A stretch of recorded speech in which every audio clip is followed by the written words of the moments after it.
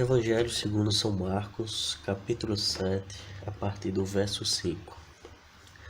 Os fariseus e os escribas lhe perguntaram: Por que teus discípulos não andam conforme a tradição dos antigos, mas comem o pão com as mãos impuras? Ele lhes disse: Bem profetizou Isaías acerca de vós, hipócritas. Como está escrito: Este povo me honra com os lábios, mas seu coração está longe de mim. Em vão rendem-me culto, ensinando doutrinas que são preceitos de homens.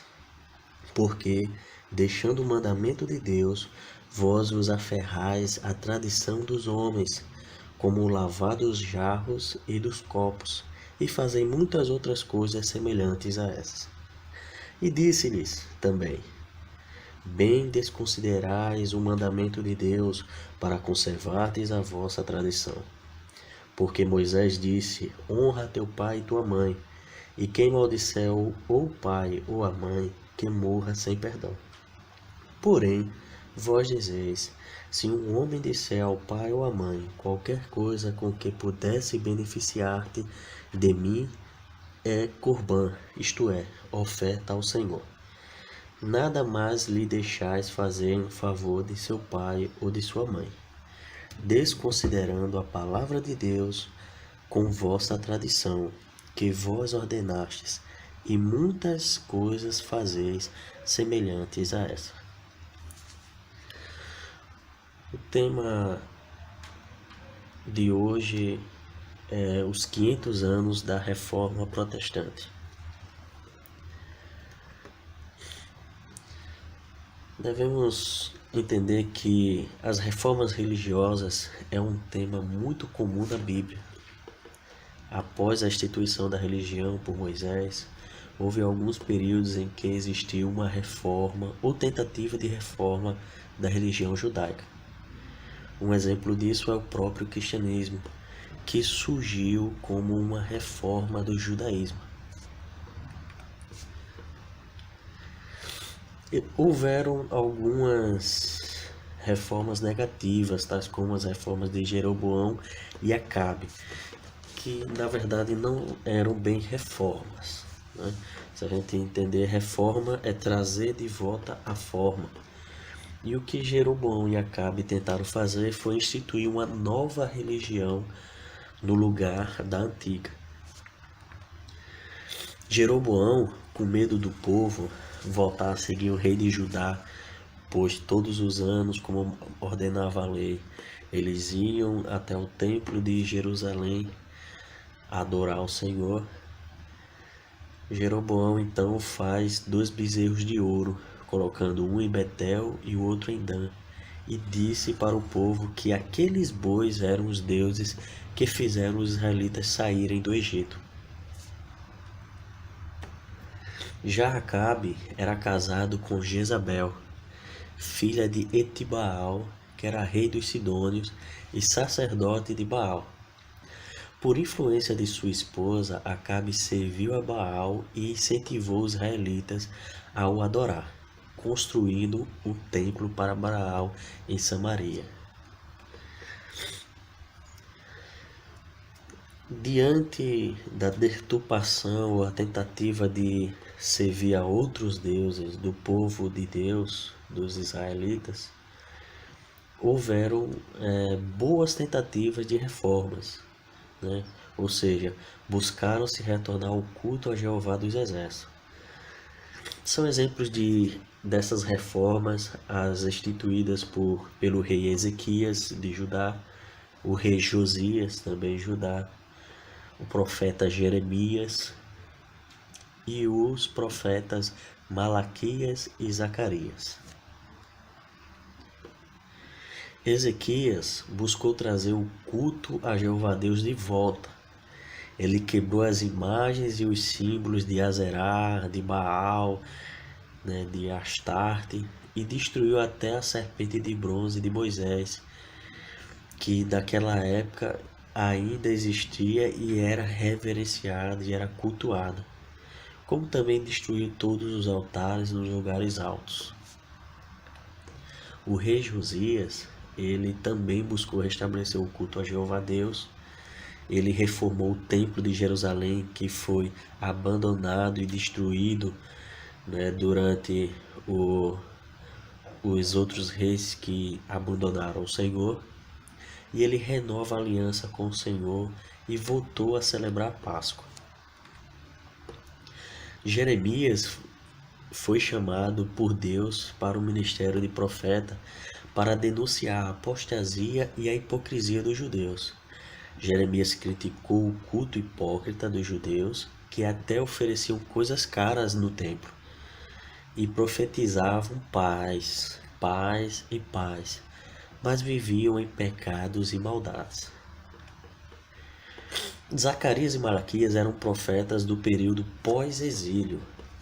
Eles admoestaram o povo a deixar de praticar suas más obras e também a reedificarem o templo, abandonarem os ídolos e o culto hipócrita a Jeová Deus.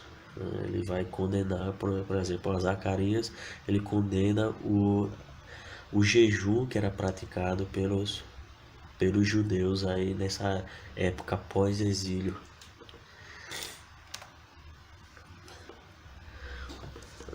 Como vimos no texto base, lá, aqui o texto de Marcos, capítulo 7, a partir do verso 5, podemos perceber que Jesus, nesse texto, está criticando, né, os fariseus e saduceus que deturparam a palavra de Deus com suas tradições. Eles, como Jesus adverte, estavam honrando a Deus com os lábios, mas o coração deles estava longe de Deus.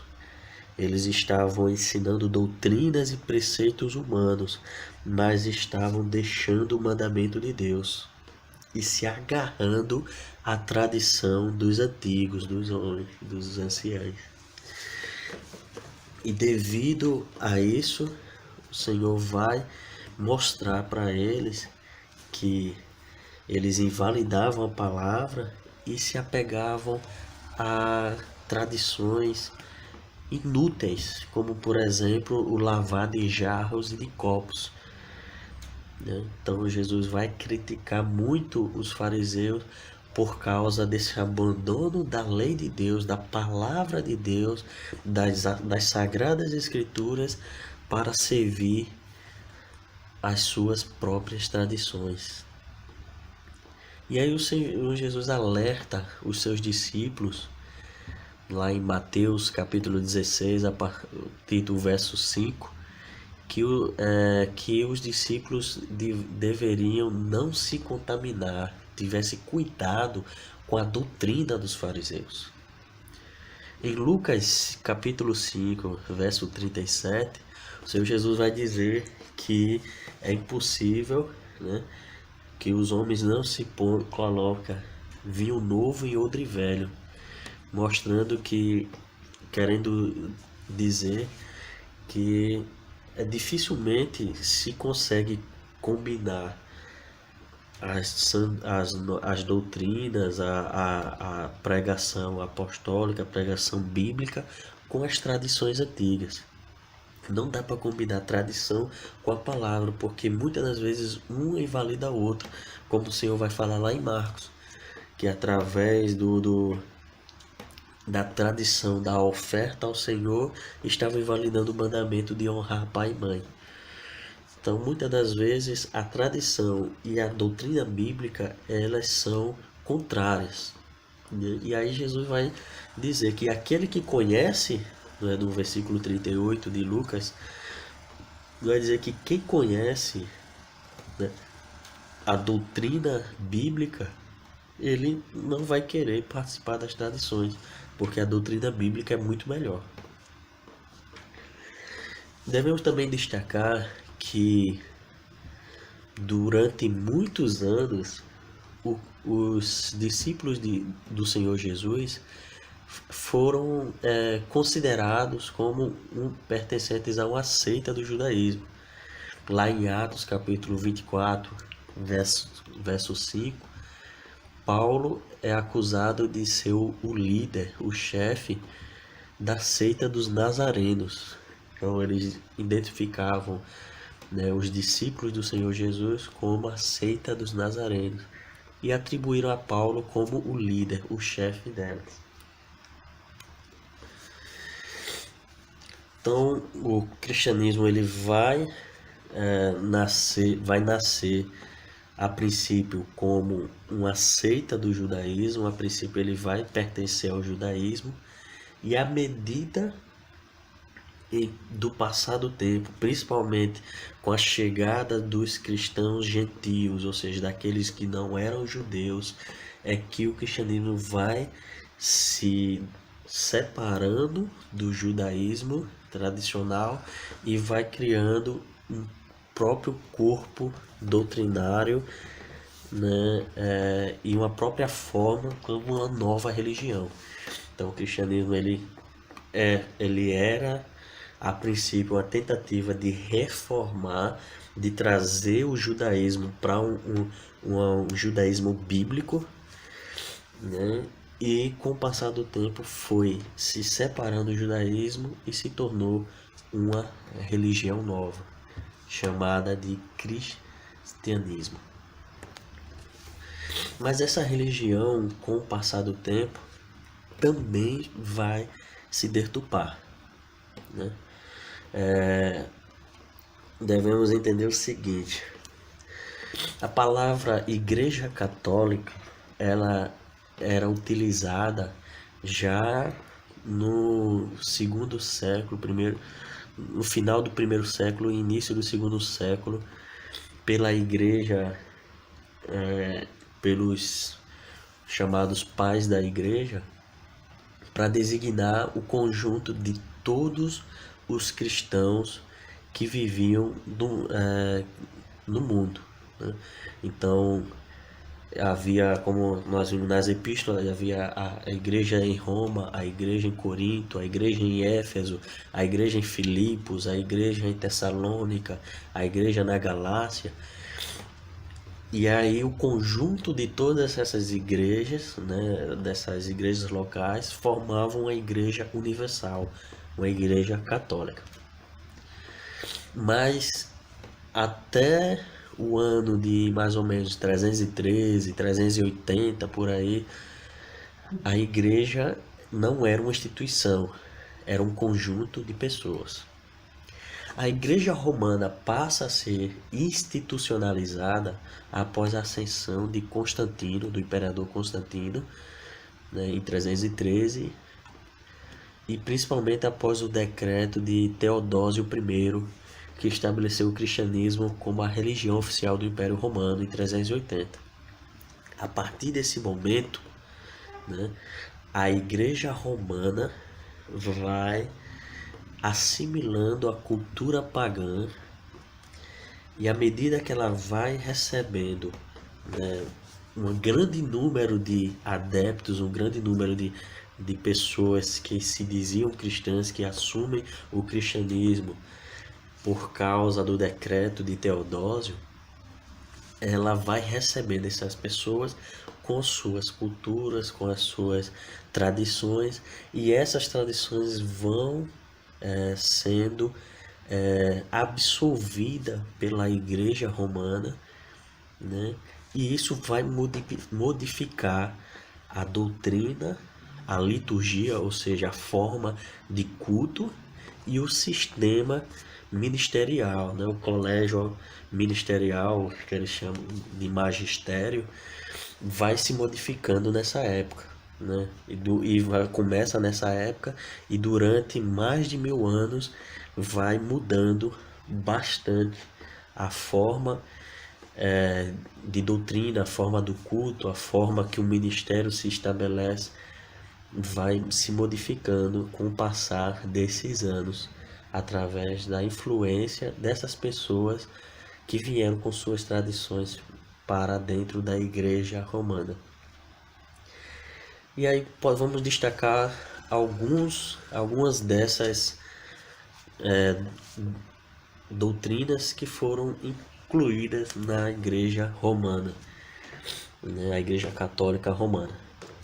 São exemplos o surgimento do papado, ou seja, o bispo de Roma, ele acaba assumindo uma posição de líder espiritual de toda a igreja e recebendo o título de Papa em 610. Devemos destacar que o bispo de Roma, por Roma ser a capital, ter sido por a maior parte do tempo da história do Império Romano, a capital do Império, por nessa cidade, na igreja de Roma, ter sido recebido os apóstolos Paulo e Pedro e tudo mais, o bispo de Roma ele sempre teve, vamos dizer assim, um respeito, uma admiração entre os outros bispos das igrejas, né? Então nós temos aí grandes centros, né? No cristianismo primitivo nós temos grandes centros, vamos dizer assim, grandes centros cristãos, como por exemplo Antioquia, Cesareia, Alexandria, né? E a própria igreja de Éfeso, a cidade de Éfeso era um grande centro de cristãos, né? E Roma, como era a capital, exercia uma certa maior influência. Porém, os bispos, até um determinado momento, eles eram todos iguais. Todos eram bispos, todos eram considerados aí o ministério da igreja. Com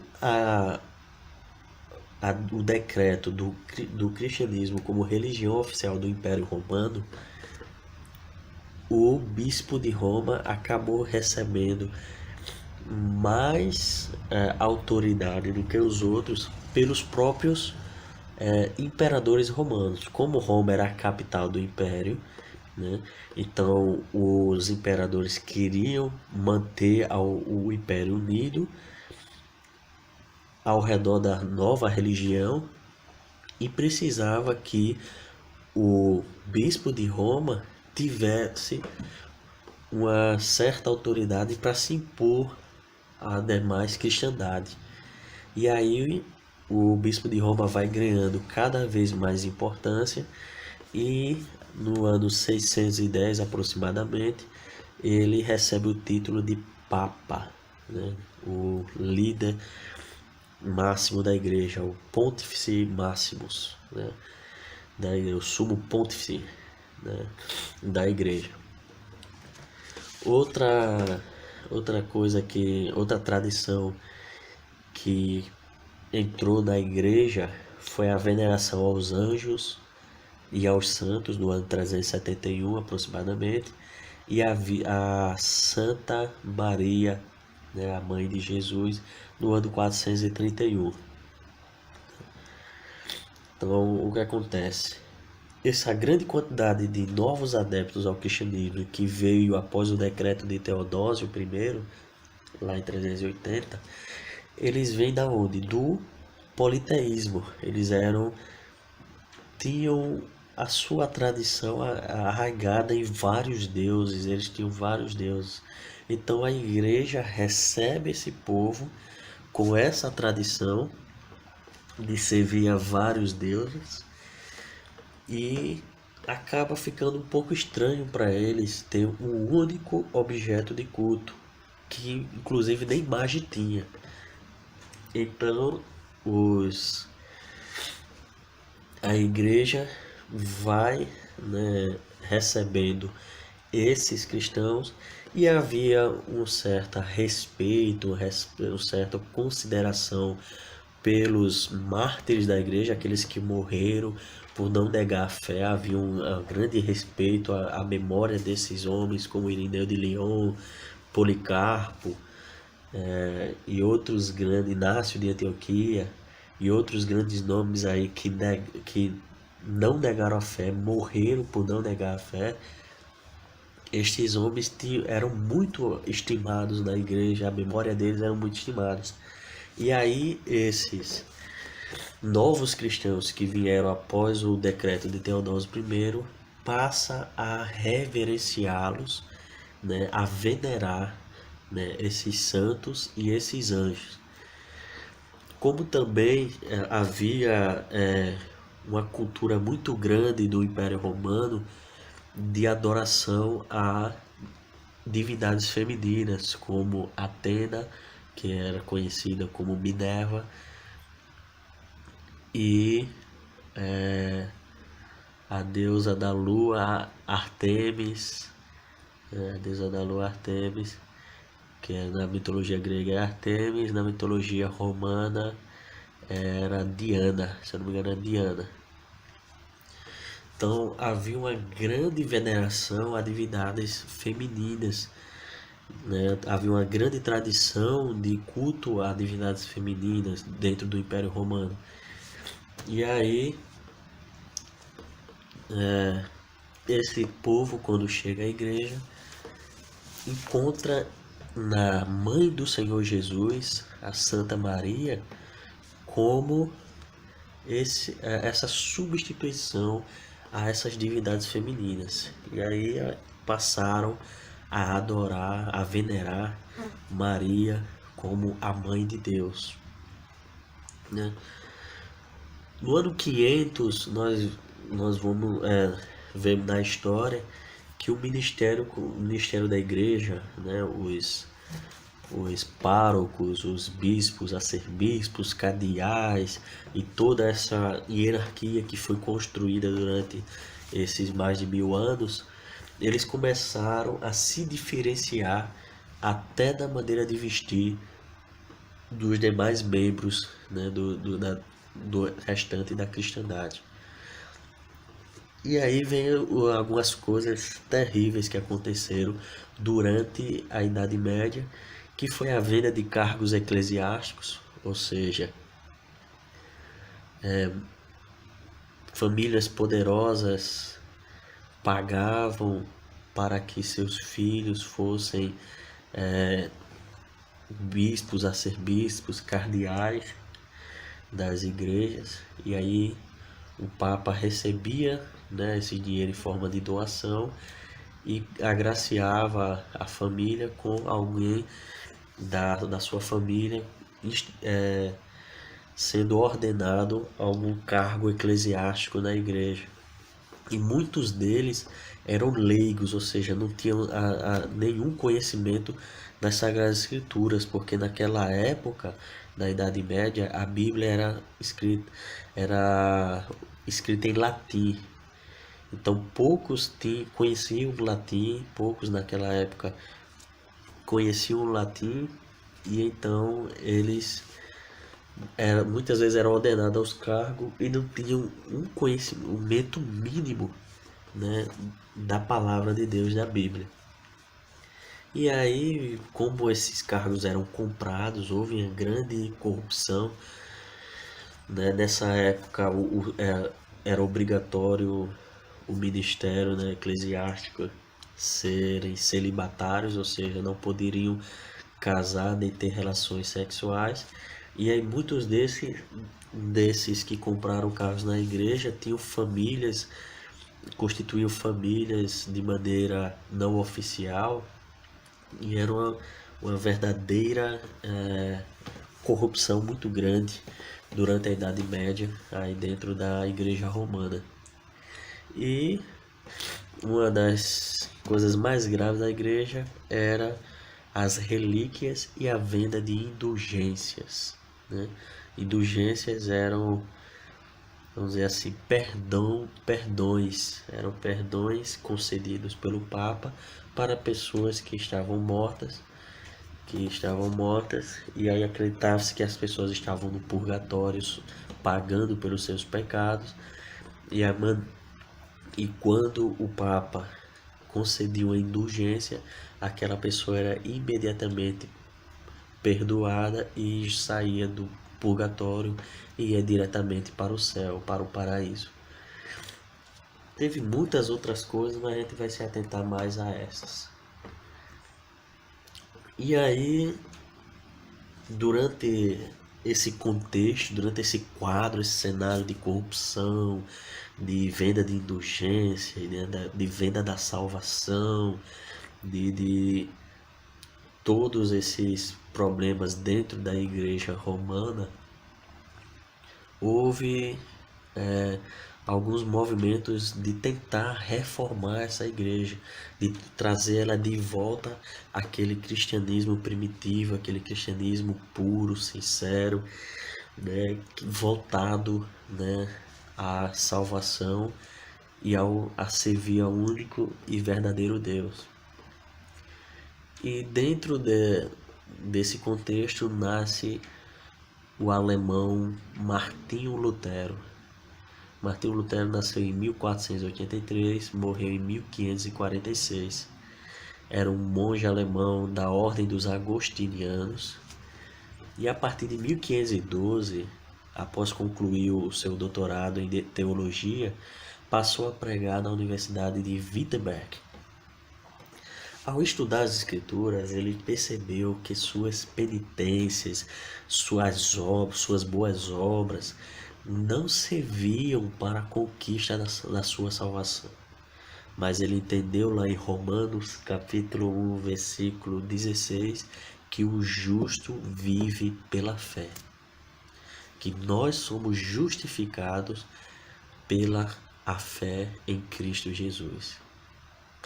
Então Martinho Lutero, inconformado com as tradições romanas, principalmente a venda de indulgências, ele afixa na porta da Catedral de Wittenberg as suas 95 teses, que basicamente criticavam as tradições romanas, principalmente a venda de indulgências.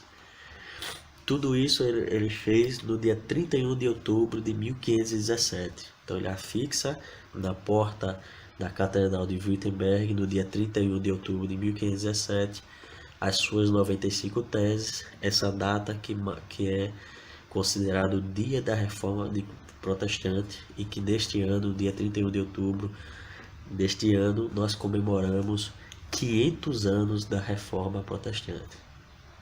Né? A partir daí, né, a partir da ficção das 95 teses de Lutero, iniciou um grande debate que culminou com a excomunhão de Lutero. O Papa excomungou Lutero, ou seja, retirou ele da comunhão da igreja, ele passou a ser considerado um herege. E com isso nasce um novo cristianismo, uma nova forma de servir a Cristo Jesus, conhecida como protestantismo. Né? Os cristãos reformados, os cristãos evangélicos receberam esse nome de protestantes devido ao protesto que os príncipes evangélicos alemãos realizaram em 1529 contra uma resolução do imperador do Sacro Império Romano Germânico, Carlos V. Então, depois de Lutero, né, iniciou a reforma na Alemanha, passaram a surgir outros reformadores, né, em vários outros países, onde nós vamos destacar Ulrico Zwinglio, na Suíça, João Calvino, na França, começou seu ministério na França e se consolidou na Suíça. João Calvino, autor das Institutas da Religião Cristã, autor de inúmeros livros, comentários do Novo Testamento, considerado um dos maiores reformadores da história da Igreja, né, ao lado de Martinho Lutero, que possui até hoje grande influência os seus ensinamentos, principalmente em igrejas tradicionais consideradas reformadas, como a Igreja Presbiteriana, a Igreja Batista, Metodista e outras. E também João Knox, que foi, né, o reformador da Igreja Escocesa. Então, a Igreja, né, reformada, ela tinha 5 princípios fundamentais. né? Então, era o que norteava a doutrina da igreja reformada, né? Eram 5 princípios fundamentais, conhecidos como os 5 solas. O primeiro deles é o sola escritura, ou somente a Bíblia, que diz que somente a Bíblia é regra de fé e prática. Assim, qualquer doutrina que não pode ser verificada na Bíblia não pode ser adotada. Então, o segundo princípio da sola escritura, o que vai decidir o que nós devemos crer ou não, né? Qual é a nossa, qual é o tipo de prática ou não que nós devemos ter é a Bíblia. A Bíblia é onde nós vamos buscar, né, conhecer o que nós devemos crer, o que é sã doutrina e o que é heresia, né? Então, se algum ensinamento não pode ser provado nas Escrituras, não pode ser verificado nas Escrituras, esse ensinamento é herético. E aí, um versículo muito importante que mostra a suficiência da palavra de Deus como nossa regra de fé e prática é 2 Timóteo capítulo 3, a partir do verso 14, que diz assim: Tu, porém, persiste naquilo que aprendeste e de que te persuadiste, sabendo de quem o tens aprendido, e que desde a infância sabes as sagradas escrituras, as quais podem fazer-te sábio para a salvação, pela fé que há em Cristo Jesus. Toda a escritura é inspirada por Deus e útil para ensinar, para redarguir, para corrigir, para instruir em justiça, a fim de que o homem de Deus seja apto, totalmente preparado para toda boa obra. O segundo princípio da Igreja Reformada é sola fide, ou somente a fé. Segundo esse princípio, né, somente a fé é requisito para alcançar a justiça de Deus. Logo, a fé produz justificação e boas obras. Então, segundo o princípio de somente a fé, é só a fé que nos justifica perante Deus, né? Por mais boas obras que o homem faça, ele não pode ser considerado justo diante de Deus. A única maneira do homem se justificar diante de Deus é através da fé em Cristo Jesus. E Paulo vai explicar isso na sua epístola aos Romanos, no capítulo 3, a partir do verso 21, que ele diz: Mas agora, a parte da lei, manifestou-se a justiça de Deus, testificada pela lei e pelos profetas. A justiça de Deus por meio da fé em Jesus Cristo, para todos os que creem nele, porque não há diferença, já que todos pecaram e estão destituídos da glória de Deus, sendo justificados gratuitamente por sua graça, mediante a redenção que há em Cristo Jesus, em quem Deus pôs uma propiciação em seu sangue por meio da fé, para mostrar sua justiça, passando despercebidos em sua paciência os pecados cometidos anteriormente, com o intuito de mostrar deste tempo sua justiça, para que ele seja o justo e o que justifica aquele que tem fé em Jesus. Onde, pois, está a jactância? Ficou excluída. Por qual lei? Pela das obras? Não, mas pela lei da fé. Concluímos, pois, que o homem é justificado pela fé, sem as obras da lei.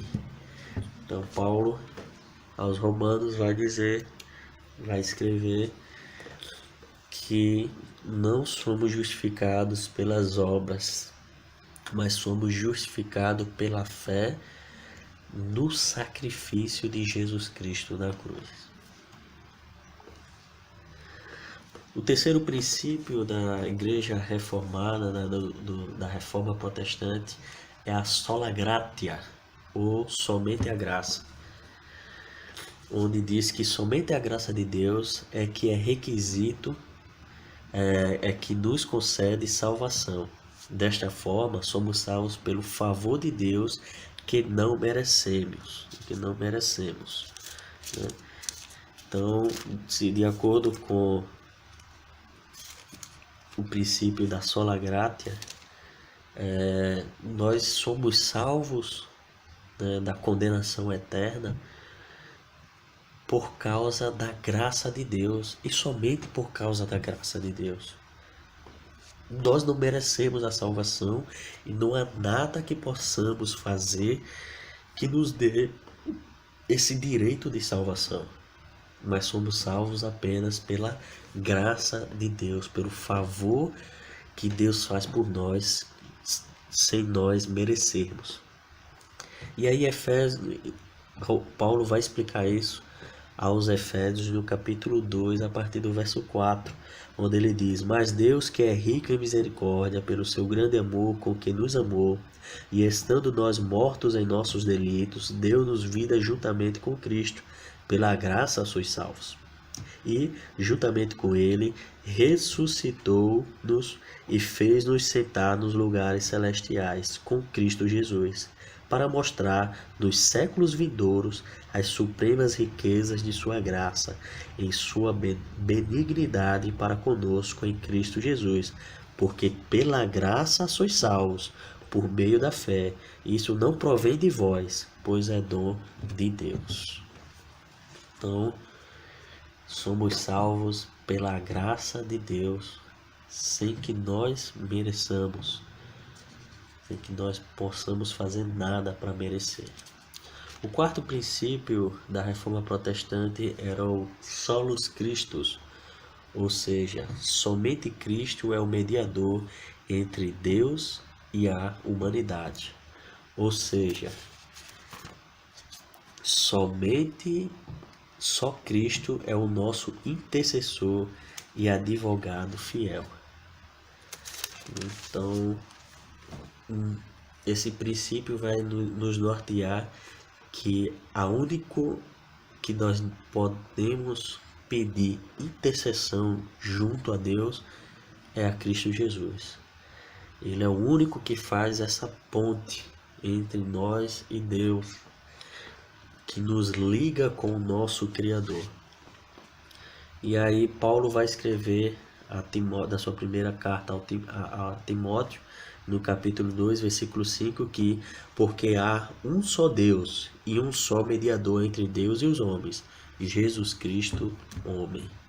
Então, como Paulo escreve a Timóteo, só Jesus pode fazer essa mediação, pode fazer essa união entre nós e Deus. Só Ele que é o nosso intercessor, nosso advogado, nosso sacerdote, em que nós devemos pedir para que Ele, junto ao Pai, nos ajude, né?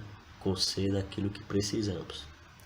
E o quinto e último princípio da Reforma Protestante é soli Deo Gloria, ou seja, somente Deus merece glória. Então, somente Deus vai merecer a glória, a veneração, a adoração, pois é pela vontade dele que a salvação é realizada. Isto é, Deus é o único digno de toda honra, toda glória e todo louvor. Nós não devemos conceder a glória, a homenagem, né, a veneração, a adoração a nenhuma outra criatura que não seja Deus, né? E aí, no livro do profeta Isaías, capítulo 42, verso 8, Isaías 42, verso 8, está escrito assim: Eu sou o Senhor, este é o meu nome, e a outro não dareis a minha glória, nem meu louvor a imagens. Então, somente Deus merece toda a honra, toda a glória e todo o louvor.